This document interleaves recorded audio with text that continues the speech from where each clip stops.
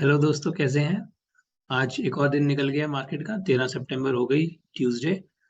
तो देख लेते हैं आज क्या हुआ। वैसे आज एसबीआई में बेयर्स बड़े नर्वस हुए हैं। और मैन ऑफ द मैच तो डेफिनेटली हम एचडीएफसी बैंक को ही कहेंगे। तो देखें पहले क्या है। पहले एसबीआई से ही शुरू करते हैं और देखते हैं एसबीआई में कैसे बेयर्स नर्वस हुए। तो शुरुआत ये होती है, यहाँ पे हम कल थे कि हमारा कल एक अच्छा खासा वेज बन रहा था, जिसे हम बोलते हैं राइजिंग वेज। अब आज वेज के पीछे की कहानी डिस्कस कर लेते हैं साथ साथ, ताकि ये भी ये क्लियर हो जाए कि हुआ क्या दरअसल एसबीआई में। तो वेज में क्या होता है, देखिए। वेज में ये होता है कि प्राइस जो है वो एक हाई बनाता है, फिर एक हाई बनाता है। इसका मतलब ये है कि ये बाइंग हुई, फिर ये एक और बाइंग हुई, और यहाँ पर यहाँ तक लास्ट बायर ने खरीदा। उसके बाद सेलर आ गए और थोड़ा सा प्राइस मार्केट को नीचे लेके गए। फिर से बायर आए, बायर्स ने फिर से खरीदा, पिछला वाला जो हाई था उसको क्रॉस कर दिया। इसका मतलब बाइंग में जान है। बाइंग में जान है तभी पिछला हाई क्रॉस हुआ है।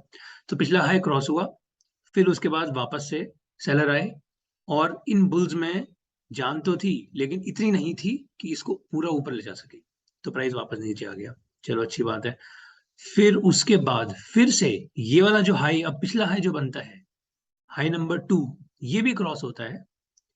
इसका मतलब अभी भी bulls still want to take control, still want to take charge, और ये बुलिश ट्रेंड ही है, तो बुलिश ट्रेंड में obviously bulls should take charge. लेकिन फिर से एक सेलिंग आती है, और फिर से सेलिंग आती है, प्राइस फिर से नीचे। तो इसका मतलब क्या है? इसका मतलब ये है कि पिछला हाई जो क्रॉस होता है, अब देखिए, for every every point there is a buyer and a seller, ठीक है। तो ये जो बुल्स हैं ये नर्वस हैं अभी, इनको एग्जिट चाहिए। तो इन बुल्स को जैसे ही ये प्राइस मिल रहा है, ये ये जो बायर हैं ये बेच रहे हैं। Every buyer is will be a seller.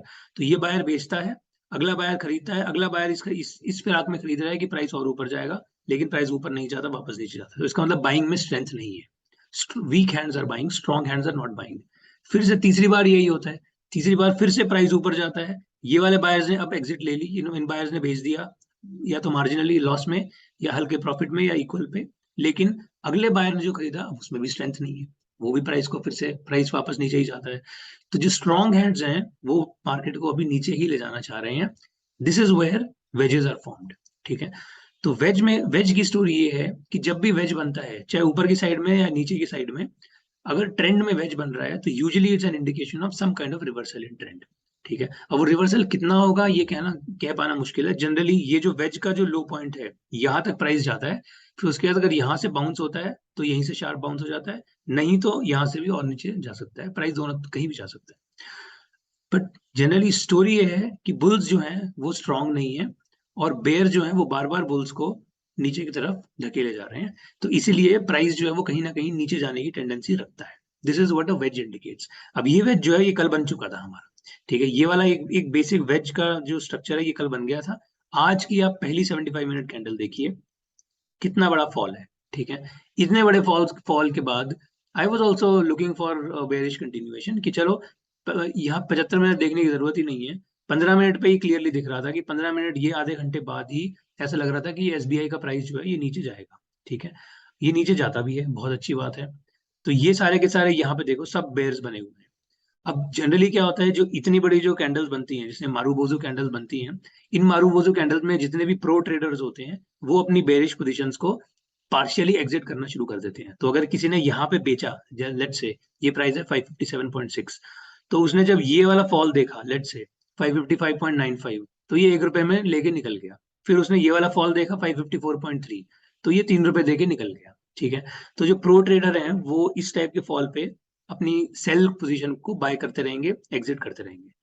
जो प्रो ट्रेडर नहीं है, जो रिटेल ट्रेडर है, जो ये सोच रहा है आहा बड़ा बड़ा गेम मिलेगा, वो बड़े गेम के चक्कर में देखो ये सारे के सारे, जो ये सारे के सारे बेयर्स थे, ये देखो कितना फंस गए, ठीक है। यहाँ पे बाइंग होती है, ये वाला प्राइस अभी हल्का हल्का टूटता टूटता, और यहाँ कितनी शार्प बाइंग हुई, इतनी शार्प बाइंग हुई कि प्राइस ऑलमोस्ट ये इस हाई को टच कर गया। ये हाई था 560, 560, और हमारा जो ये टच हुआ है 559.75 पे, और ये वाला फिर से टच हुआ है 559.65 पे। तो प्राइस 560 नहीं क्रॉस किया, बट मार्जिनली देखो कितना टच करके गया है।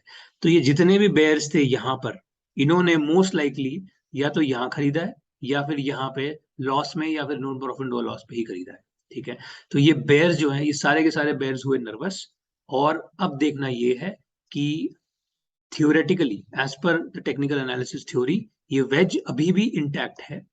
ये वेज तब टूट जाएगा जब प्राइस और 560 से ऊपर, अगर 75 मिनट एक सवा घंटे की क्लोजिंग अगर 560 के ऊपर मिल गई एसबीआई की, तो ये वेज का स्ट्रक्चर जो है this will be invalidated and then the price can continue to go further up 560 से ऊपर। बट अगर अभी भी सेलिंग आती है कल, लेट्स से कल एक सेलिंग आती है नीचे की डायरेक्शन में, तो अभी भी this ways can play itself out and the price can go all the way till 548, which is not very very impossible। ठीक है, अभी मूविंग एवरेजेस काफी दूर है, तो प्राइस को एक अच्छी रिट्रेसमेंट अगर मूविंग एवरेज पे लेनी है तो वो भी एक अच्छा अपॉर्चुनिटी है। हैविंग सेड दैट, कुछ भी अभी फिलहाल इस पोजीशन को देख के कुछ कह पाना बहुत मुश्किल है। ठीक है, बट जो भी है डेफिनेट ये बात तो पक्की है कि ये जो 3 कैंडल में जितने भी बेयर्स बने थे, ये पहले 3 घंटा, ये सीधा चौथे घंटे में सारे के सारे बेयर्स हुए नर्वस।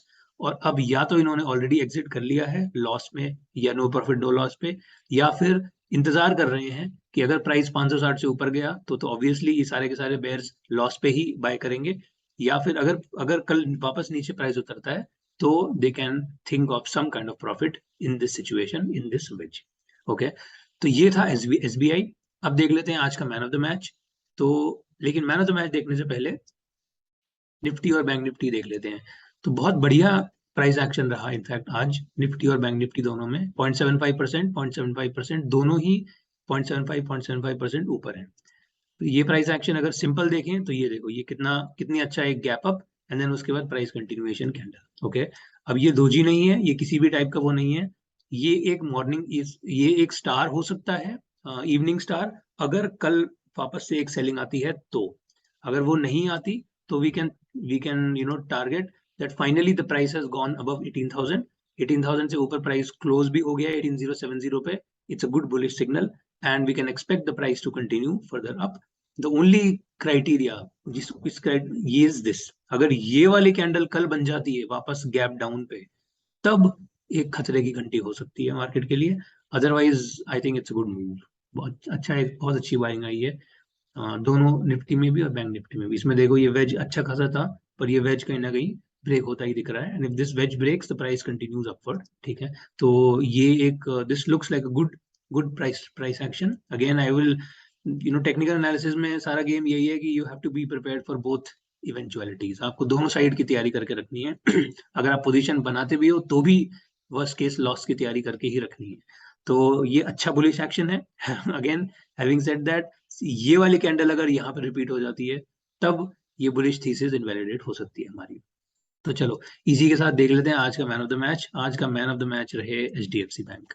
एचडीएफसी बैंक में आप प्राइस एक्शन देखिए कितना सुपीरियर, 5 स्ट्रेट पूरा दिन कंटिन्यूअस बहुत ही प्यारी बाइंग रही और 1.3% एचडीएफसी बैंक आज ऊपर गया। ठीक है, ये अच्छी खासी बाइंग आई है। लास्ट में हल्की सी सेलिंग का कोशिश थी लेकिन वो भी कहीं ना कहीं काउंटर हो गई। Okay, and now the price is gone back to 1514। ये वापस ये 1514 के हायर जोन पे पहुंच चुका है। अब यहाँ से अगर अगेन यहाँ से अगर हमें कोई किसी तरह का ब्रेकआउट दिखता है, breakout, retest and then continuation, that can be a good buying opportunity. ये रीटेस्ट एक अच्छी बाइंग अपॉर्चुनिटी हो सकता है एचडीएफसी बैंक में। तो we will definitely keep an eye on this price action. ICICI भी अच्छा रहा। ओके आईसीआईसीआई में क्लियर रीटेस्ट नहीं मिल रहा है कहीं पे भी सॉरी, एक क्लियर रीटेस्ट कहीं नहीं है। Price is still thinking of going in the upward direction only. Reliance में हम कल डिस्कस कर रहे थे 2600 का एक इंटरेस्टिंग जोन जो कि बहुत दिन से एक सपोर्ट रेजिस्टेंस बना हुआ था।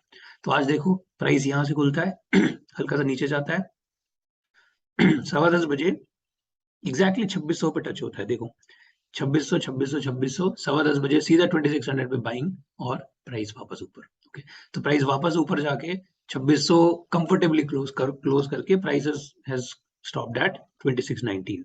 अब इट्स अ गुड अपॉर्चुनिटी।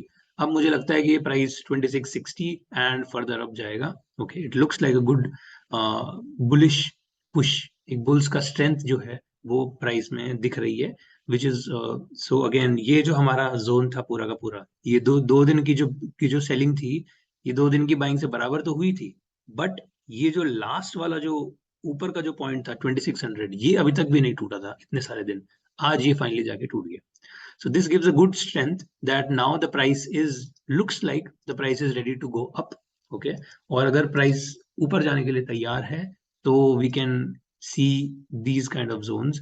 ये एक 2676 का जो हाई है ये कहीं ना कहीं हमें देखने को मिल सकता है. बेसिकली हम 76 मिनट पे देखें तो ये हमारा 2660 का जो एक रेजिस्टेंस जोन चल रहा था, कहीं ना कहीं ये 2660 से 2670 का 10 पॉइंट का जोन जो है, इस जोन में we can see the price to go back up.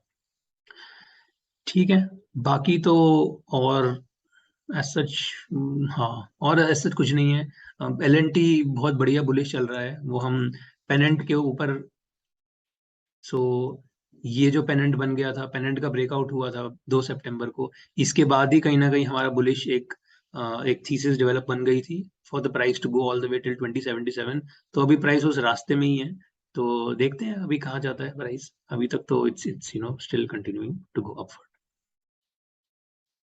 चलिए, सो इसके साथ आज का एक वीडियो क्लोज करते हैं. आशा करता हूँ कि वीडियो आपको पसंद आया तो लाइक ज़रूर करिए और सब्सक्राइब करिए. And I will see you tomorrow. Until then, thank you, bye bye, have a good day.